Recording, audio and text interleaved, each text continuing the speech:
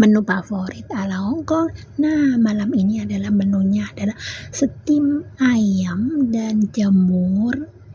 Ini kesukaan orang Hong Kong banget. Jadi caranya begitu. Lanjut, di sini adalah ada seblak ala Hong Kong. Nah, di sini ada jamur enoki dan sayur, dioseng-oseng aja, dikasih garam sama jahe geprek gitu aja. Dan ayamnya tadi di steam. Nah, sayurnya udah matang aja. Setelah itu kita tiriskan dan ayamnya di sebelahnya sudah matang.